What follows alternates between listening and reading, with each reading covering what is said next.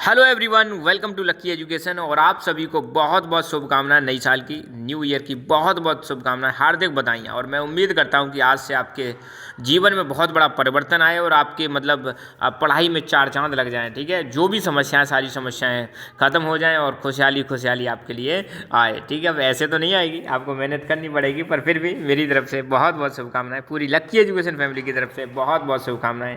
Happy new year once again. ठीक है, तो शुरुआत करते हैं हिस्ट्री का chapter number 3, the making of global world. है ना, क्लास 10 की हिस्ट्री हम कवर कर रहे हैं। 2 चैप्टर हो चुके हैं और ये 3rd चैप्टर है। इसमें बहुत क्वेश्चन मैंने कवर किए, लगभग 45 क्वेश्चन है। ठीक है, थोड़ा सा अगर समय भी लगे तो देख लेना आप। 45 क्वेश्चन है और इसमें से जितने भी क्वेश्चन पॉसिबल है, बहुत सारे मैंने बना दिए, फिर भी रह जाएंगे तो उनको पार्ट 2 में देख लेंगे। तो पहला ही क्वेश्चन है, when first world war took place. पहला जो वर्ल्ड वॉर हुआ था वो कब हुआ था? आप सबको पता है, पहला जो वर्ल्ड वॉर हुआ था 1914 से 1918 के बीच में हुआ था। ठीक है, तो 1914 से 1918 के बीच में। सेकंड कब हुआ था? 1939 से 1945 के बीच में सेकंड वर्ल्ड वॉर हुआ था। ठीक है, right the name of 2 power blocks of first world war. First world war में पावर ब्लॉक्स कौन कौन से थे? देखो, तो फर्स्ट वर्ल्ड वॉर जो था, फर्स्ट वर्ल्ड वॉर में 2 पावर ब्लॉक बन जाते हैं। एक तरफ थे अलाइज और दूसरी तरफ थे सेंट्रल पावर्स। अलाइज में कौन थे? ब्रिटेन, फ्रांस, रशिया, यूएस, ये थे अलाइज पावर्स। और सेंट्रल पावर्स में कौन आते हैं? जर्मनी, ऑस्ट्रिया हंगरी और Ottoman empire. What was the form of currency used for more than a millennia ago. तो बहुत साल पहले, मिलेनिया एगो पहले हम कौन सी करेंसी को यूज करते थे एंशिएंट टाइम में? काउडी या काउरीज का हम इस्तेमाल करते थे। Which country introduced corn laws to restrict import of corn. Corn का जो इम्पोर्ट है उसको रेस्ट्रिक्ट करने के लिए कौन सा लॉ लेके, कॉर्न लॉज कौन सी कंट्री लेके आती है? तो वो लेके आती है ब्रिटेन। है ना। Who later joined allies during first world war. First world war के टाइम पर अलाइज को बाद में किसने ज्वाइन किया था? कौन से कंट्री ने ज्वाइन किया था? तो वो था USA. Which countries status transform from being a international debtor to international creditor. किस कंट्री का स्टेटस इंटरनेशनल डेप्टर से इंटरनेशनल क्रेडिटर में कन्वर्ट हो जाता है? तो वो है आपका यूएसए। इल्डोराडो क्या है? इल्डोराडो के बारे में बताइए। तो देखो, इल्डोराडो एक फेबल्ड सिटी है जो कि कहाँ पे आती है? साउथ अमेरिका में आती है। साउथ अमेरिका एक आपका कॉन्टिनेंट है। ठीक है, रियलिटी में ऐसी एग्जिस्ट नहीं करती है, बट इसका बताते हैं ऐसे कहानियों में।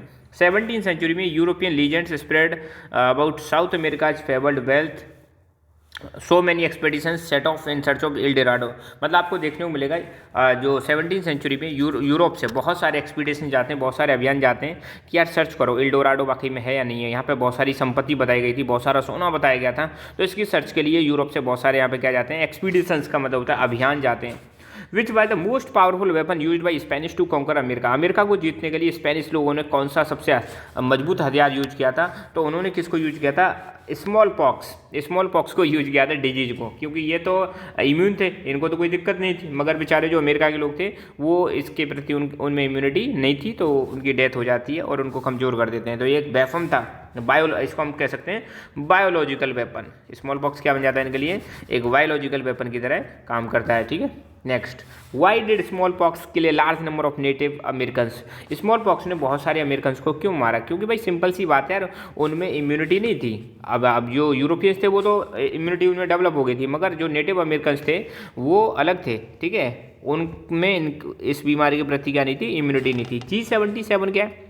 G77 डेवलपिंग कंट्रीज का एक कोलिशन है। कोलिशन का मतलब होता है गठबंधन है, और जो डिमांड करता है एक नया इंटरनेशनल इकोनॉमिक ऑर्डर होना चाहिए। ठीक है, तो वर्ल्ड वॉर सेकंड के बाद आपको पता है दुनिया पूरी तरह से बदल चुकी थी।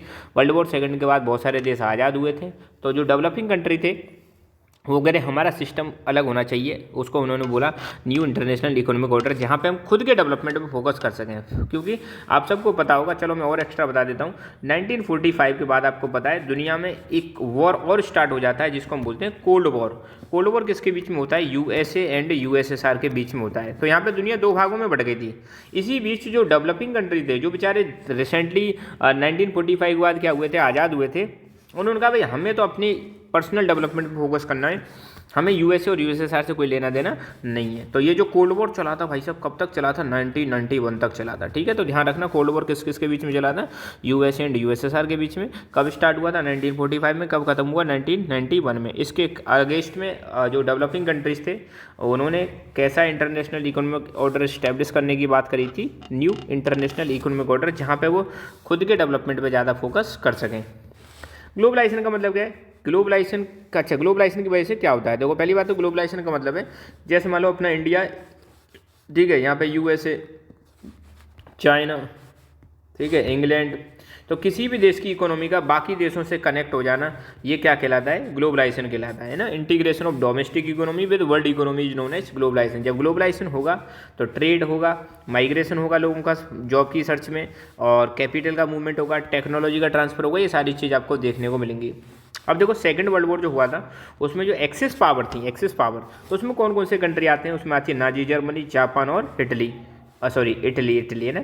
और जर्मनी से आपको पता है इसको स्टार्ट करने वाले कौन थे? हिटलर, है ना। ये चीज़ आपको ध्यान रखनी चाहिए। Which group of countries were known as central powers? Central powers के नाम से किन ग्रुप्स को जाना जाता है? देखो ये सेंट्रल पावर जो थी ये फर्स्ट वर्ल्ड वॉर वाली है ना। सेंट्रल पावर्स कौन सी थी? फर्स्ट वर्ल्ड वॉर वाली। एक्सिस पावर्स कौन सी हैं? सेकंड वर्ल्ड वॉर वाली है ना। ये चीज़ आपको अच्छी तरह से याद होनी चाहिए। तो एक सेंट्रल पावर्स में आती है जर्मनी, ऑस्ट्रिया हंगरी और Ottoman Turkey. Write the name of two power blocks of first world war. First world war में टू पावर ब्लॉक्स कौन से हैं? तो एलाइड और सेंट्रल पावर्स, एलाइड और central powers. Second world war में यही सेंट्रल पावर क्या हो जाती है? बस एक्सिस पावर हो जाती है, बाकी अलाइड तो उसमें भी रहते हैं। 1820 में इंडिया एक सेकंड लार्जेस्ट इंपोर्टर बन जाता है। किस कॉमोडिटी का, किस सामान का? तो ये बन जाता है आपका ओपीएम का। ठीक है। Name the Nobel prize winning writer who is the descendant of indentured labour from India. तो उस नोबल प्राइज विनर राइटर का नाम बताना है जो इंडेंचर्ड लेबर का वंशज था। तो उसका नाम है वीएस नाइपॉल। एक नोबल प्राइज विनिंग राइटर है जो कि माने जाते हैं इंडेंचर्ड लेबर के वंशज हैं, है ना, जो इंडिया से पहले बाहर किसी टाइम पे गए थे। Indian indentured workers came from which regions of India. मतलब भारत में जो इंडेंचर्ड लेबर थे बाहर जो गए थे, कहाँ कहाँ से मतलब गए थे? तो generally eastern Uttar Pradesh, Bihar, central India और ड्राई डिस्ट्रिक्ट्स ऑफ तमिलनाडु, यहाँ से गए थे ना। How the 19th century indentured labour has often describe. 19th century की इंडेंचर्ड लेबर को हम किस प्रकार से डिस्क्राइब कर सकते हैं? तो ये 19th सेंचुरी का जो इंडेंचर्ड लेबर वाला सिस्टम ना, इसको हम बोलेंगे न्यू सिस्टम ऑफ स्लेवरी। अब देखो स्लेवरी को तो खत्म कर दिया दुनिया भर में, मगर ये जो इंडेंचर्ड लेबर वाला सिस्टम ना, यही एक प्रकार से नया रूप है स्लेवरी का। लोग आगे एंशिएंट टाइम में बहुत दूर तक क्यों जाते थे, क्यों ट्रैवल करते थे? तो ट्रैवल करने के कई सारे रीजन थे। नॉलेज प्राप्त करने के लिए, अपॉर्चुनिटीज़ के लिए, रिलीजियस पर्पज़ के लिए, और अगर किसी जगह पे इल ट्रीटमेंट हो रहा है, मतलब देश में समस्या चल रही है, तो समस्या से निपटने के लिए। सिल्क रूट से आप क्या समझते हो? तो देखो चाइना से जो यूरोप को कनेक्ट करने वाला जो रूट था उसको हम बोलते हैं सिल्क रूट था। तो जो ट्रेडर्स होते थे वो चाइना से सिल्क को लेके कहाँ जाते थे? वेस्ट में जाते थे, वेस्ट की तरफ जाते थे। वेस्ट में एशिया भी आ जाएगा, वेस्ट में आपका यूरोप भी आ जाएगा। ठीक है। What do you mean by indentured labour? Indentured labour क्या होती है? तो इंडेंचर्ड लेबर एक बॉन्डेड लेबर होती है जो कॉन्ट्रैक्ट साइन करती है एम्प्लॉयर के साथ कि भाई इतने टाइम के लिए हम काम करेंगे और इतना पैसा उनको मिलेगा। ठीक है। तो इसमें आपको टाइम बाउंड कॉन्ट्रैक्ट देखने को मिलेगा। ठीक है। और ये जो लेबर है इंडेंचर्ड लेबर, किसी भी जिसके भी अंडर में काम कर रही है उसके लिए क्या करते हैं? काम करते हैं, उसके सामान को एक जगह से दूसरी जगह बेचते रहते हैं। सेकंड वर्ल्ड वॉर जो हुआ था उसमें कौन कौन सी पावर ब्लॉक्स थे? एक तो थी एक्सिस और दूसरी अलाइड। एक्सिस में कौन आता है? नाजी जर्मनी, जापान और इटली। अलाइड में कौन आता है? ब्रिटेन, फ्रांस, सोवियत यूनियन और यूएसए। ठीक है। देखो ये सोवियत यूनियन है ना, इसी को हम एक नाम और बोलते हैं यूएसएसआर। आपको कमेंट करके बताना यूएसएसआर की फुल फॉर्म क्या है ना। Which institutions are known as Bretton Woods twins, और यहाँ पे और लगाना है, और ब्रेटन वुड्स इंस्टीट्यूशन। किन इंस्टीट्यूशंस को ब्रेटन वुड ट्विंस और ब्रेटन वुड्स इंस्टीट्यूशन के नाम से जाना जाता है? ये है आईएमएफ और वर्ल्ड बैंक, जो कि स्टैब्लिश हुए थे 1944 में, है ना। Which institution was set up to finance post war reconstruction. Second world war खत्म होने के बाद दुनिया भर में बहुत सारे देशों में नुकसान हुआ था, तो उन देशों को इकोनॉमिकली मजबूत करने के लिए, इकोनॉमिकली हेल्प प्रोवाइड कराने के लिए कौन सा इंस्टीट्यूशन बनाया गया था? तो वो बनाया गया था international bank for reconstruction and development, IBRD, international bank for reconstruction and development, जिसको हम वर्ल्ड बैंक के नाम से भी जानते हैं। How many people were dead in first world war, है ना, एक्चुअली डाइड लिखना है। How many people were died in first world war. First world war में कितने लोग मारे गए थे? तो लगभग 9 मिलियन के समथिंग मारे गए थे। Which countries have achieved rapid economic development in recent times. तो कौन कौन से कंट्रीज ने अभी रिसेंटली अच्छी इकोनॉमिक ग्रोथ हासिल की है तो वो है चाइना, इंडिया और ब्राज़ील। फर्स्ट वर्ल्ड वॉर कब हुआ था? अरे यार ये तो गड़बड़ी हो गई, यहाँ पे इसको सेकंड वर्ल्ड वॉर लिखना है। तो सेकंड वर्ल्ड वॉर कब स्टार्ट हुआ था? सेकंड वर्ल्ड वॉर स्टार्ट हुआ था 1939 से 1945 के बीच में। NIEO, न्यू का मतलब क्या है? न्यू का मतलब है न्यू इंटरनेशनल इकोनॉमिक ऑर्डर। ध्यान रखना, कई सारे क्वेश्चन तो यहाँ पे रिपीट हो रहे हैं और यहीं से रिवाइज हो जाएगा। मैंने बताया था सेकंड वर्ल्ड वॉर खत्म होने के बाद जो डेवलपिंग कंट्रीज थे उन्होंने डेवलपमेंट के लिए अपना एक अलग से सिस्टम बनाने की कोशिश की, उसका नाम था न्यू इंटरनेशनल इकोनॉमिक ऑर्डर, जिससे कि वो खुद के डेवलपमेंट पे ध्यान दे सकें rather than aligning with any super power. Globalisation का मतलब क्या है? किसी भी देश की डोमेस्टिक इकोनॉमी को वर्ल्ड की इकोनॉमी के साथ कनेक्ट करना। क्या कहलाता है ये? ग्लोबलाइजेशन कहलाता है। ठीक है। Which was the earliest active coastal trade link? सबसे पहले अगर हम इंडिया की बात करें तो हमारे यहाँ पे सबसे पहले कोस्टल ट्रेड लिंक कहाँ से मतलब ट्रेड होता था, कौन से कोस्टल एरिया से होता था? तो लगभग 3000 BC की बात कर रहे हैं। यहाँ पे जो इंडस वैली सिविलाइजेशन है इसका ट्रेड लिंक हुआ करता था वेस्ट एशिया के साथ। ध्यान रखना, वेस्ट एशिया के साथ इनके ट्रेड लिंक हुआ करते थे, है ना। और who took pasta to Sicily? Sicily देखो एक आइलैंड है जो इटली में पड़ता है। इटली में, ध्यान रखना, इटली का एक आइलैंड है सिसली। तो सिसली में पास्ता को कौन लेकर जाता है? सिसली में पास्ता को कौन लेकर जाता है, ये चीज़ आपको बतानी है। ठीक है। तो ऐसा मानते हैं जो अरब ट्रेडर्स हैं वो सिसली में लेके जाते हैं पास्ते को, है ना। Name the foods that were introduced in Europe and Asia after discovery of America by Christopher Columbus. देखो अमेरिका की डिस्कवरी किसने की थी? Christopher Columbus. तो अमेरिका की डिस्कवरी करने के बाद यूरोप और एशिया में कौन कौन से फूड्स इंट्रोड्यूस किए जाते हैं? ठीक है। तो ये इंट्रोड्यूस किए जाते हैं पोटैटोज, सोया, ग्राउंडनट्स, मेज, tomatoes, chillies, sweet potatoes. When did the great Irish potato famine take place? What were its result? तो देखो ग्रेट आयरिश पोटैटो फेमाइन कब आती है? तो ये आती है 1845 से 49 के बीच में। आयरिश का मतलब आयरलैंड के लोगों को क्या बोलते हैं? आयरिश बोलते हैं ना। तो ग्रेट आयरिश पोटैटो फेमाइन आती है 1845 से 1849 के बीच में। इसकी वजह से लाखों लोग, मतलब 10 लाख से ज़्यादा लोग, मतलब क्या है, भूख की वजह से मारे जाते हैं आयरलैंड में। और इससे ज़्यादा लोग इमिग्रेट, मतलब यहाँ से जगह छोड़ के चले जाते हैं, दूसरी जगह पे चले जाते हैं। क्यों चले जाते हैं? क्योंकि भाई यहाँ पे खाने पीने की चीज़ें नहीं थी, वैसे ही मर रहे थे लोग बाग, तो लोग इमिग्रेट कर जाते हैं यहाँ से, ना। Why did Europeans leave Europe for America in 19th century? तो यूरोपियंस ने यूरोप को क्यों छोड़ा था, अमेरिका क्यों गए थे 19th सेंचुरी में? तो उसके रीजन थे यूरोप में बहुत ज़्यादा गरीबी, हंगर, डिजीज, रिलीजियस कॉन्फ्लिक्ट्स, ये समस्याएं चल रही थी, इसलिए यूरोपियंस यूरोप छोड़ के कहाँ जा रहे थे? अमेरिका में जा रहे थे। Which crop was grown in India and exported to China by Britishers? ऐसी कौन सी क्रॉप थी जिसको अंग्रेज इंडिया में ग्रो करते थे और चाइना में उसको क्या कर देते थे? एक्सपोर्ट करते थे। और इसका क्या फ़ायदा हुआ अंग्रेजों को? तो ओपियम जिसको हम बोलते हैं अफीम को अंग्रेजों के द्वारा भारत में ग्रो किया जाता था और चाइना में उसको एक्सपोर्ट कर दिया जाता था, और इससे जो इनको रेवेन्यू मिलता था उसको ये यूज करते थे टी और अदर इंपोर्ट्स, मतलब चाइना से बहुत सारी चीज़ें मंगाते थे, जैसे टी मंगाते थे और भी चीज़ें मंगाते थे, तो उसको फाइनेंस करने के लिए इस ओपियम वाले ट्रेड का यूज करते थे।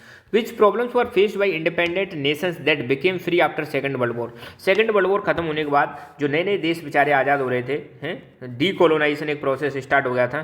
डीकोलोनाइजेशन का मतलब होता है कि पहले जो देश किसी कंट्री के गुलाम रहा करते थे, अधीन रहा करते थे, अब वो क्या हो जाते हैं? आज़ाद हो जाते हैं। तो ये जो नए नए देश आज़ाद हुए थे, इनको क्या क्या समस्याएं आ रही थी? इनको समस्याएं थी पॉवर्टी, इनके पास रिसोर्सेस नहीं थे, और लंबे समय तक कॉलोनियल रूल की वजह से इनकी इकोनॉमी बर्बाद हो चुकी थी, हैंडीकैप्ड मतलब खराब हो चुकी थी। विच इंस्टीट्यूशंस या Bretton wood institutions established Bretton Woods conference? थोड़ी क्वेश्चन में ही गड़बड़ी हो गई है, तो यहाँ पे क्वेश्चन कैसे लिखना है? Which institutions were established in Bretton Woods conference in July 1944?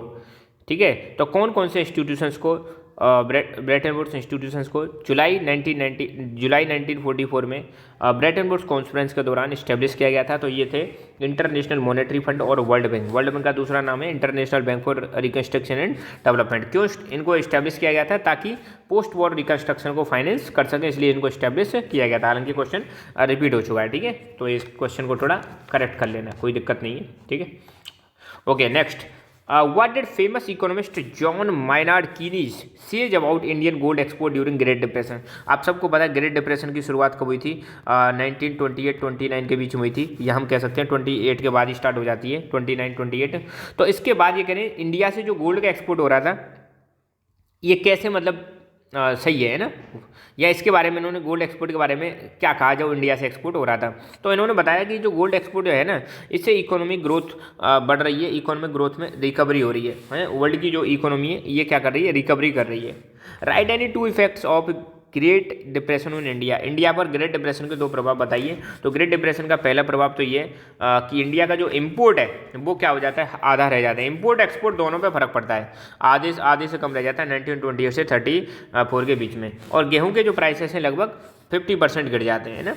What by the period of great depression, great depression का पीरियड कब माना जाता है?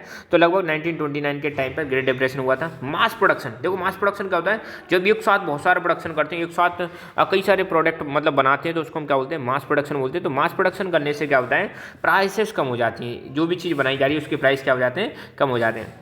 क्यों फर्स्ट वर्ल्ड वॉर को फर्स्ट मॉडर्न इंडस्ट्रियल वॉर कहा जाता है? क्योंकि भाई फर्स्ट वर्ल्ड वॉर के टाइम पे machine guns, tanks, aircraft, chemical weapon, इन सारी चीज़ों को यूज किया था जो कहाँ पर बनती है, इंडस्ट्री में बनती है, इसलिए इसको बोला गया था first modern industrial war. Why Indian workers were forced to migrate in search of work as indentured labour in 19th century, Bharat से क्यों लोग इंडेंचर्ड लेबर की तरह बाहर जाने पर मजबूर थे 19th सेंचुरी में? क्योंकि एक तो कॉटेज इंडस्ट्री का डिक्लाइन हो रहा था, लैंड रेंट बढ़ रहे थे, और उपजाऊ जमीन को माइंस और प्लांटेशन के लिए क्लियर किया जा रहा था। Why were Europeans attracted towards Africa, क्यों यूरोपियंस अफ्रीका की तरफ जाते हैं? तो अफ्रीका में जाने का सबसे बड़ा रीजन था, एक तो वहाँ पे बहुत ज़्यादा रिसोर्सेज हुआ करते थे, लैंड एंड माइंस, तो इसलिए यूरोपियंस ने अफ्रीका में जाकर उनको अपने स्लेव बना लिया, और वहाँ पे उन्होंने प्लांटेशंस करना स्टार्ट कर दिया और माइनिंग करना स्टार्ट कर दिया, ठीक है, ताकि वो वहाँ पे क्रॉप उगा सकें और मिनरल्स को एक्सपोर्ट कर सकें यूरोप में, क्योंकि यूरोप में आप सबको पता है इंडस्ट्रियल रेवोल्यूशन आ चुकी थी, तो उनको मिनरल्स की भी ज़रूरत थी। रिंडर पेस्ट क्या है? तो रिंडर पेस्ट एक बहुत तेज़ गति से फैलने वाली कैटल प्लेग है जिसने पूरे अफ्रीका को अफेक्ट किया था 1890s के टाइम पर। तो लगभग 45 क्वेश्चन हमने डिस्कस कर लिए, ठीक है। अब अगला चैप्टर बहुत जल्दी आ जाएगा आपको, चैप्टर 4 और चैप्टर 5 हिस्ट्री हमारी बुरी तरह से फिनिश हो जाएगी, और फिर हम इकोनॉमिक्स को भी शुरू कर देंगे। तो 15 जनवरी से पहले हमारा सारे चैप्टर्स कवर हो जाएंगे, बिल्कुल निश्चिंत रहो आप, है ना।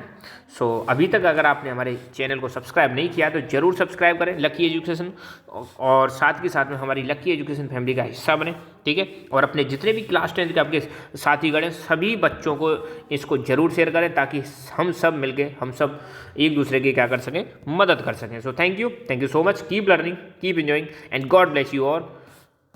Once again happy new year.